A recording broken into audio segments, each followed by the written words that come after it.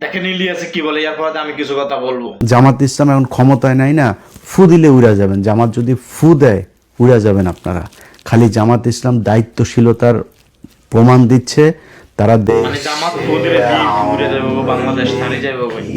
দীর্ঘ 17 বছর আওয়ামী লীগ ক্ষমতা থাকা অবস্থায় এরকম ভাবে নির্যাতন নিপীড়ন করছে বিএনপি নেতা কর্মীদের উপরে, বিএনপি তারপরও মুছে ফেলতে পারে নাই। আর জামাত মুছে ফেলবে, জামাত কখনো ক্ষমতা থাকবে না। তুই যেরকম রোহিঙ্গা সুদানের বলা দেশে তাই, মানে বাইরের দেশে তাই কুত্তার মতন গেউ গেউ করা, এরকম জামাত কুত্তার মতন গেউ গেউ করতে পারবে, জিন্দিগি তো ক্ষমতা আসতে পারবে না।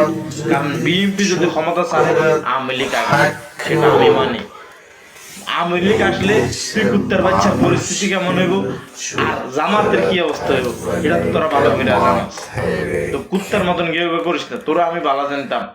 তুই যখন আওয়ামী লীগ মানে আওয়ামী লীগ নিয়ে কথা বলতি বাইরের দেশ থেকে, তখন থেকে তোকে আমি সাপোর্ট করতাম, তোকে মন থেকে রেসপেক্ট করতাম। কিন্তু তুই কোলাঙ্গারে ওই যে উল্টা উল্টা বিএমপি নামে ফুফাকন্ডা গুলো ছড়াইছস, এরপর তুই কুত্তার বাচ্চারা আমি জুতা দিয়ে ফিরতে মনে কর।